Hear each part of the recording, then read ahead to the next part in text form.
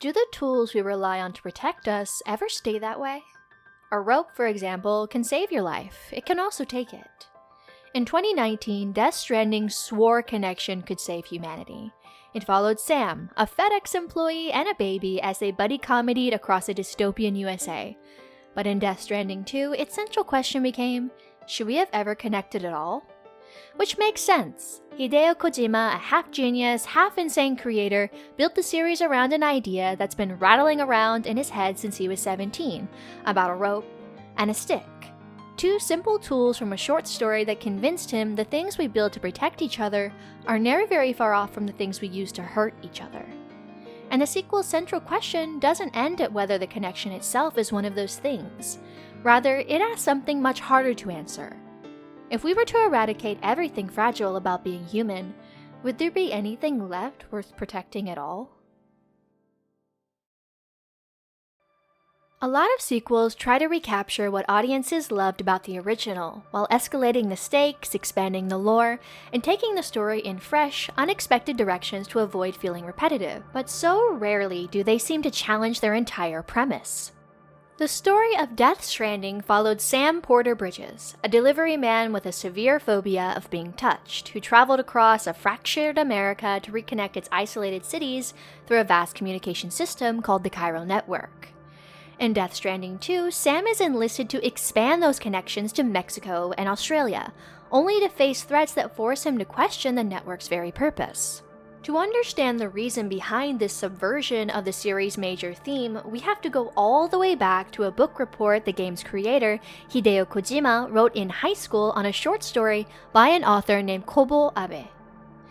Known for his short stories, Abe loved simplistic prose where the themes were sometimes really abstract. The more you thought about them, the more possible answers and questions grew and grew. One thing many of Abe's stories have in common, and the one that inspired Death Stranding is no different, are inanimate objects that become so intimately linked with the characters that they too seem to be alive. The Rope, or Nawa, is a story about two sisters who use a rope to kill their father. Their motives range from protecting their own lives to revenge for giving their father money and receiving old broken shoes in return. The young Kojima was baffled by what the story presented as humanity's oldest allies, the rope and the stick, and how a rope which is supposed to bring goodness toward us is used as a stick, a weapon to repel the bad. So how does this relate to Death Stranding and its sequel? For one, because what Kojima didn't realize at 17 was his fascination with subversion would one day force him to question his own masterpiece. For another, it's really hard to write a sequel. I can probably count on one hand the number of good ones I've seen, but Kojima managed to create one that some have said fixes the issues from the original by leaning into Sam's questioning of the Chiral Network. Once a lifeline for humanity, it takes on a much darker, more complicated shape while examining how Sam and his foil Higgs, in the grand scheme of the narrative, serve similar roles as sticks. In the first game, Higgs is a self-proclaimed particle of God that permeates all existence. Secretly, he's an agent of Amelie, Sam's adoptive sister and an extinction entity, a being whose connection to the beach, the world between life and death, acts as the Earth's reset button to correct evolutionary stagnation. This works all too well for Higgs, whose childhood abuse led him to view extinction as an inevitable fate and a merciful release from a world of endless suffering. In every way, they're opposites. Sam is a self-deprecating man of few words, while Higgs loves long monologues that stroke his ego. Sam has a phobia of touch, while Higgs routinely violates personal space. Even Sam's walking or driving across his vast environment is in contrast with Higgs' ability to teleport. It's easy to see how Higgs' idolatry of Amelie and jealousy of Sam run deep. Amelie made Higgs her instrument of terror, but Sam, connected to her since his first breath, was her true instrument of extinction, a far greater role in her eyes. She severed her connection with Higgs when he outlived his usefulness, stripping him of powers he thought his own, but which Amelie only ever gave him to push Sam toward his destiny. This likely was a spit in Higgs' face, as Amelie's love for Sam is what saves humanity from the total eradication that he dreamed of. In Death Stranding 2, Higgs is almost unrecognizable. red armor imitating Amelie's dress, donning a mask of her face, and keeping her necklace as if through all of this he could slip into her skin. Like his name invoking the Higgs boson, nicknamed the God Particle, he overstates his importance. Resurrected within an artificial body by 4,000 souls who use him, once again, to push Sam toward connecting the chiral network, which would liberate humanity from the physical world, leaving only their souls within it, free from suffering and human error, Higgs' desperate pursuit of godhood routinely makes his identity so fragile that he becomes a showboating tool for others. Although Sam is used as a stick in both games much as Higgs was, his connections with others contribute far more value. He's the son of the president, brother to Amelie, porter, father to Lou. By the end of the first game, he's primarily defined by his need to protect this baby, who people once considered nothing more than a disposable tool, much like himself. Lou herself is the clearest example of Kobo Abe's story that salvation and destruction, rather than being opposites, are the same tool wielded differently. Though intended as a weapon, as a rope, Lou pulls light into Sam's life, not to mention guiding him safely through dead creatures who wish to do him harm. The initial moments of the sequel see Sam playing happy family with Lou, and Fragile, his partner, who's built her purpose around protecting and connecting people, but Higgs returns to take Sam's family from him. Sam's sense of self is so tenuous that, without Lou, dying feels easier than living. But because of his unique abilities, Sam's forced to resurrect himself or be stranded in the world of the dead among souls desperately searching for peace. In his grief, Sam imagines Lou still safe in the pod he once carried her in, and Fragile, so desperate to help, supports him until Sam can come to terms with the truth. The plot of Death Stranding 2 sees those aforementioned 4,000 souls manipulate Sam and Higgs' roles as sticks. They recruit Higgs to attack Lou and Fragile, which sends Sam into a loss of identity and will to live, which the souls exploit to push him toward completing their chiral network, which they claim is for the greater good. Much like the question from Abe's short story, was the father's murder justified if his daughters believed it was, the sequel's twist on this asks, does a lifeline become a weapon, not because of the use itself, but because of the wielder's intentions? Abe's answer suggests that when we feel justified in our bad deeds, we can turn ourselves into weapons against growth, against others, and even against ourselves. Which brings us to the rope. The tool Sam spends both games using that teaches him the people you tie yourself to can either pull you up or pull you under. And if Sam is the brawn hefting the rope, Fragile is the rope itself, making sure she reaches those who need her most. Fragile, namesake and executive of Fragile Express, carries the scars of timefall, rain that ages whatever it touches. Parts of her body age decades in seconds, but she survived to become one of Sam's strongest allies. By the sequel, she's renamed her company Drawbridge, a fitting choice reflecting Fragile as a character who reaches out to those in need and meets them where they are. Aboard their ship, the Magellan, Drawbridge and its unique crew work with Sam on expanding the chiral network and keeping the growing number of massive monsters at bay. Together, by walkabout in Sam's case, or by submerging in pits of tar that work as an in-between to the other side, a group of broken, lost people becomes a family. Every member of the crew has lost someone important, yet they found each other. And at the center of it all is Fragile, whose presence drives not just the narrative, but the emotional healing of everyone around her. I'll start with my personal favorite, Rainy. A bright girl whose very presence triggers deadly timefall, everyone saw her as a curse. Even Rainy's parents hated her, so she left, wandering on her own. After she enrolled in a special fertility program to bring a baby into a world where humanity's numbers were dwindling, still she couldn't find anyone to take her in. Fragile had heard about her and sought out Rainy, who had reached her limit. Lucky she did, for when Fragile extended her hand, Rainy healed her from the timefall damage that had plagued her since the original game. Essentially, despite people being terrified of Rainy because of the damage she causes, being close to her cures that very damage. Fragile, braver than any that came before her, tells Rainy she believes there are things only Rainy can do. "I'm here for you," she tells her. "I'll be your umbrella, and together we'll show the world the hope in your reign." From the game's soundtrack, the song Ame kara Nijie is attributed to Rainy, who says in her heart it's always sunny. Like Rainy herself, the lyrics say, "From rain comes tears, from rain comes a rainbow, from the midst of darkness comes light." This fits too with Tomorrow's introduction to the crew of the Magellan.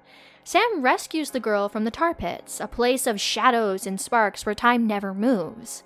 Tomorrow emerges from that darkness encased in gold, tentacle-like marks on her body that spit inky tar that ages whatever it touches.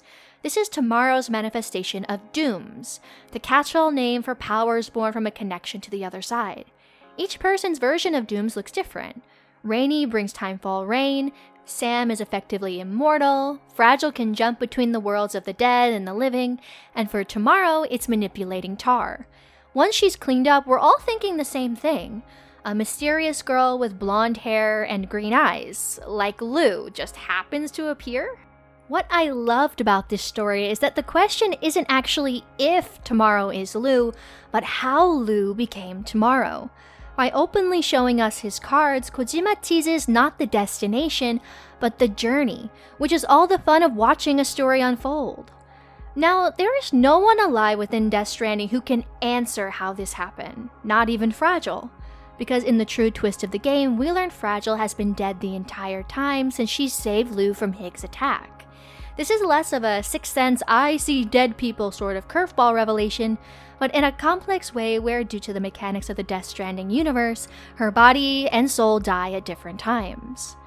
Throughout the sequel, Fragile is jumping her soul into the world through the sheer force of will to bring Sam and Lou back together. We see how her guilt over being the reason Sam never gets to watch Lou grow up, combined with her own broken hopes of motherhood, leads her to become a maternal figure to her entire crew. Each member has a similar story of wanting to reconnect with those they've lost. Dollman, Tarman, each finding purpose through Fragile's influence, but it's in her relationships with Rainy, Tomorrow, and Sam that we see the full extent of her role as a rope. For Tomorrow, she's at first like a baby. She can't eat normal food, refuses shoes, doesn't know how to be human. But this is where Fragile's earlier rescue of Rainy pays off. Rainy becomes Tomorrow's teacher, singing partner, and companion. They play games to predict the weather with Sam, bringing all the members together with a rendition of "Raindrops Are Falling on My Head." Without Fragile saving Rainy, Tomorrow would never have had this guide to help her learn what it means to enjoy life. And when Tomorrow worries that maybe she's not even truly alive because she comes from a place where nothing changes, it's Fragile who assures her, "You are alive. The person you were yesterday is different from the one you are today, and the one you'll be tomorrow. You're changing. That's what living is." When Sam kneels to put shoes on Tomorrow's feet, it's like watching Lou learn to walk. In that tender moment, unknowingly caring for the same girl who once stumbled through the world as his baby, Sam finally gets to see Lou grow up, even if not the way he expected. And it's only possible because of Fragile. That's why when the drawbridge crew wakes up after their final battle, Tomorrow remembers everything. She tells Sam, "We will always be connected," remembering that she is his Louise, echoing what Fragile herself had told him when Sam finally accepted Lou wasn't in her pod. "You will never be alone." What brings the ending together is once again Fragile.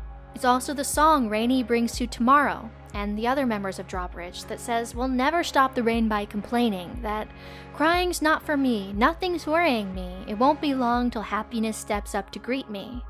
For the first time in the entire game, it feels like Fragile, who had looked weak and in pain except when comforting others, is smiling, her body and soul at peace for having finally been the rope that brought them all together.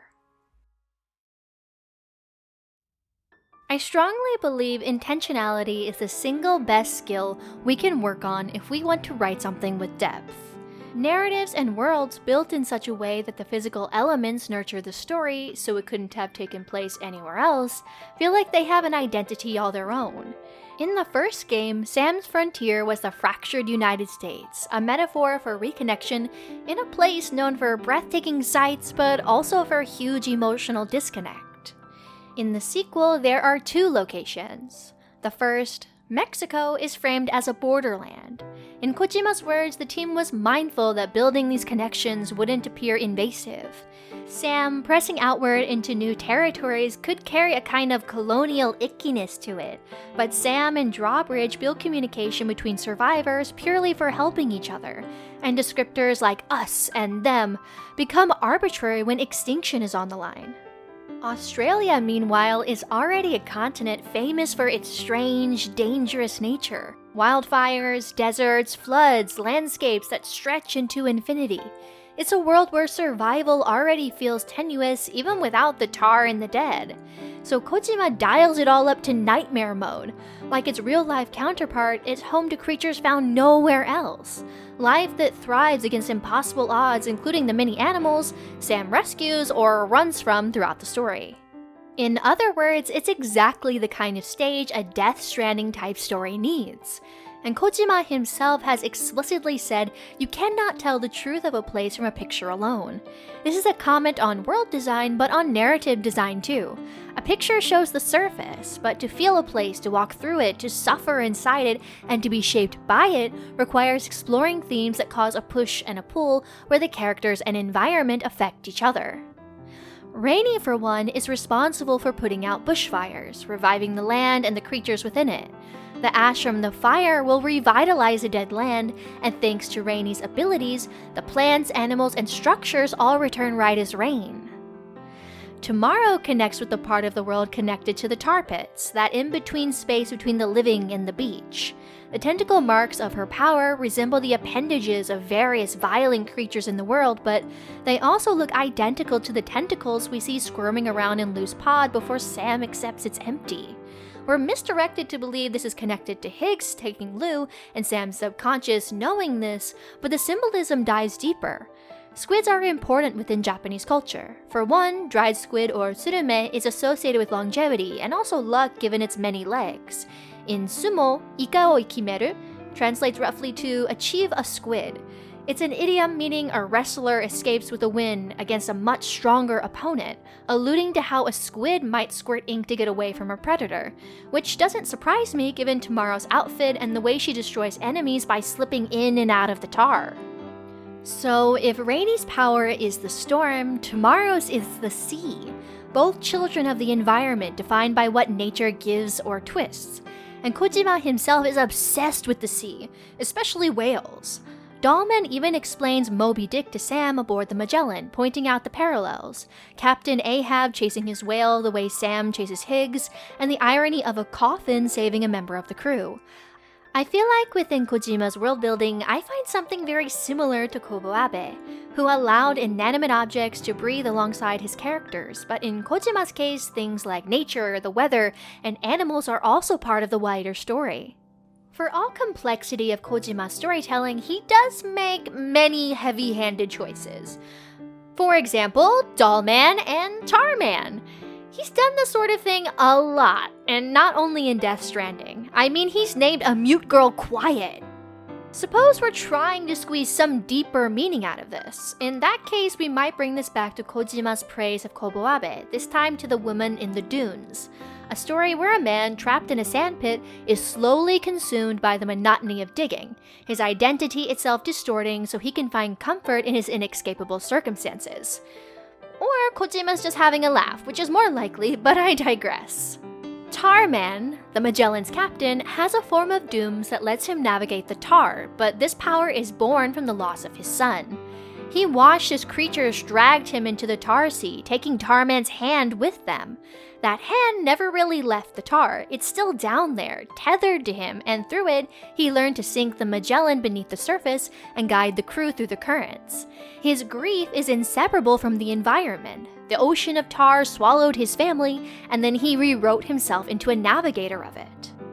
As for Dollman, he was once a spirit medium, but his life unraveled after a tar tsunami killed his wife. When his daughter begged him to reach out to her mother's spirit, he agreed, only for them to be devoured as well. In the chaos, the girl's soul was trapped in her doll. His final act was to take her place, allowing her soul to move on while his own became stranded. Fragile, no stranger to parental sacrifice, found him, his body cold, his soul stuffed into the doll, and he agreed to join Drawbridge as Dollman. Like the main character in The Woman in the Dunes, Doll Man is forced into a prison that he comes to call home because when escape is impossible, what other choice is there except to waste away or make the best of your circumstances? That's the core of Death Stranding 2's environmental storytelling. The world writes the story, and it forms the characters. The tar and its beasts, the bushfires, the rain. While Kojima has a habit of following the rule of cool where he's happy to bend logic if it leads to something more exciting or memorable, everything adds up to some thematic purpose. The loss of loved ones in Death Stranding's world is not a phantom metaphor the way it is in most found family stories. It directly ties Fragile, Rainy, Tomorrow, Sam, Dahlman, and Tarman together. Just as these characters are shaped by their landscape, so are we. Kojima warns that humanity itself is on borrowed time. The 4,000 souls who weaponize connection do so out of fear that humanity will end itself. Which is why the question posed in the sequel is, should we have connected at all? If connection brings imbalance and every step forward hastens collapse, maybe it's better to stop. Maybe, they argue, humanity shouldn't have a tomorrow. Which circles us back to the rope and the stick. Environment is a chrysalis. It can nurture life or it can smother it, but progress requires life and death risks. So, Kojima asks, will we let our world beat us into submission, or will we use the rope to pull each other up through the tar? The answer to that question lies in understanding not only do we have a stick to protect ourselves from the bad or a rope to draw in the good, but that the environment we create for ourselves with these tools directly affects others. Because there's one final tool Kojima explores: fire. For the first 58 years of his life, Hideo Kojima didn't think much about death. But then came the pandemic. He became sick, isolated, unable to even watch movies, his daily ritual. He kind of understood why people take their own lives because he thought it was possible he'd never make another game again. So he wrote down his ideas on a USB and passed it on to his assistant, like a will, his fire as he's called it. But the more he stared into his own mortality, the less interested he became in leaving behind Hideo Kojima as a monument. So, when too many testers enjoyed Death Stranding 2, Kojima was certain it needed to be rewritten. Not because the original story was bad, clearly not, but because arguably he wanted to leave behind something that made people go, what the fuck? But also ugly cry at 2 a.m. because you feel bad for a homewrecker. This connects to the thing Kojima realized he fears most. The only thing that kills memories, creativity, and our bodies. Time. Here the tension of the perfect story problem arises.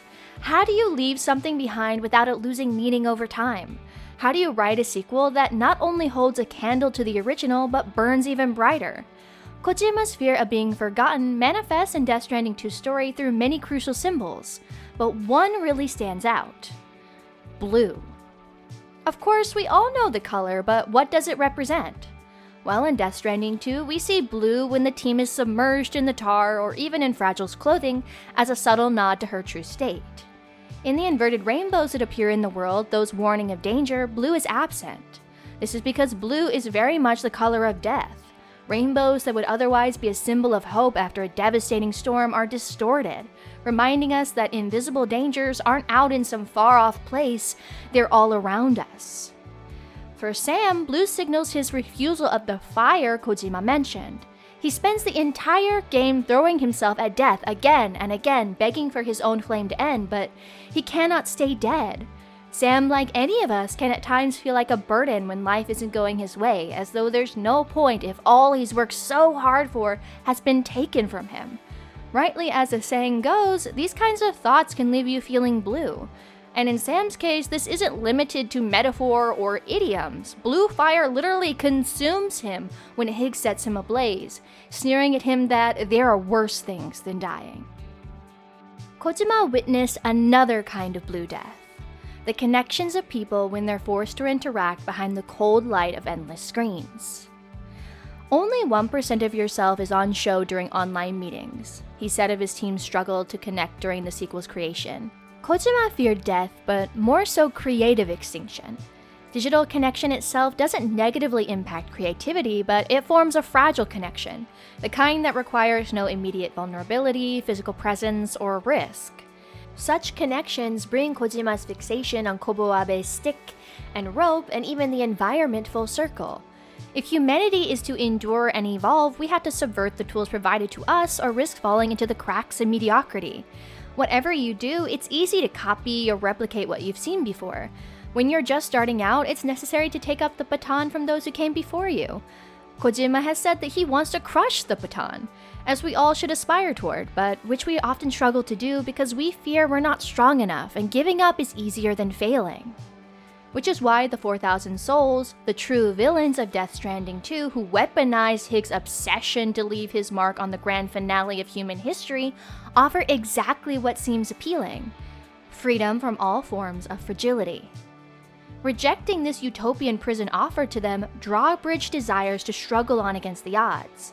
Leaving the world behind will not make evil go away. For the sake of the future, they must be a barrier to the bad and a gateway to the good. Tomorrow does not belong to today. To live is to imagine ourselves in the future. We don't improve by preserving ourselves unchanged, whether in digital immortality or rigid rules dictating our identity. We survive by lighting fires in others, small flames that grow into something entirely new. Even Dollman, tiny as he is, embodies this. His constant, "You made a real difference today," to Sam, reminds us that influence isn't always grand. Sometimes fire comes from the smallest sparks of encouragement or kindness. Something as simple as a hug or a kiss can mean the world. Remember, Sam began his story afraid of touch, unable to even shake hands. But Fragile's kiss proves he's learned to trust her completely. Drawbridge, Sam's companions, even those not physically present, align from their connection.